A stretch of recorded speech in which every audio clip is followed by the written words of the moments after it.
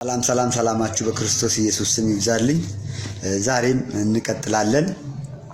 ሶስት እግዚአብሔር ለሚሉ ሰዎች፣ ሶስት አካላት ናቸው ለሚሉ ሰዎች፣ ሶስት ፈጣሪዎች ናቸው ለሚሉ ሰዎች፣ ሶስት አምላኮች ናቸው ለሚሉ ሰዎች እንድታደርሱልኝ በእግዚአብሔር ፍቅር እጠይቃቸዋለሁ። አደራውን ትወጣላችሁ ብዬ አምናለሁ። ወደ መጽሐፍ ቅዱስ እንሂድ። መንፈስ ቅዱስ ከእግዚአብሔር የሚወጣ ከኢየሱስ የሚወጣ እንጂ ሌላ ራሱን የቻለ እግዚአብሔር አይደለም።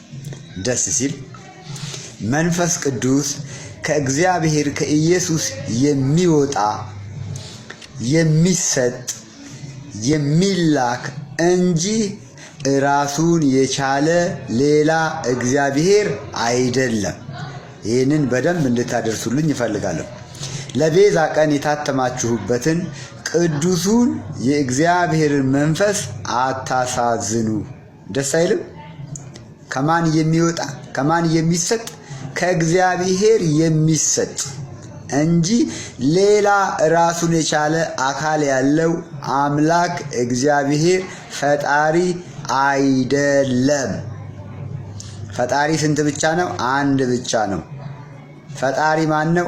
አንዱ እግዚአብሔር ኢየሱስ ክርስቶስ ብቻ ነው። እንቀጥ ኤፌሶን ምዕራፍ 4 ቁጥር 30 ላይ ነው አሁን ያነበብኩት።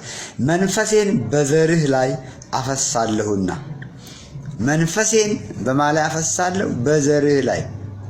ደስ ሲል ሶስት እግዚአብሔሮች ናቸው ለምትሉ፣ ሶስት አምላኮች ናቸው ለምትሉ፣ ሶስት የተለያዩ እግዚአብሔሮችና አካላት ናቸው ለምትሉ ከእንግዲህ በኋላ መደበቂያችሁን ፈልጉ።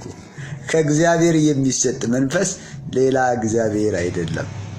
ከእግዚአብሔር የሚሰጥ መንፈስ ሌላ ራሱን የቻለ እግዚአብሔር አይደለም። ኢሳይያስ 44 ቁጥር 3 ኢሳይያስ ቢኖር በዚህ ዘመን ይስቅባቸዋል።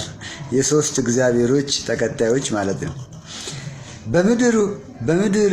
ከምድርም አፈር አበጀው የሕይወትንም እስትንፋስ እፍ አለበት፣ ሰውም ሕያው ነፍስ ያለው ሆነ። ዘፍጥረት ምዕራፍ 2 ቁጥር 7።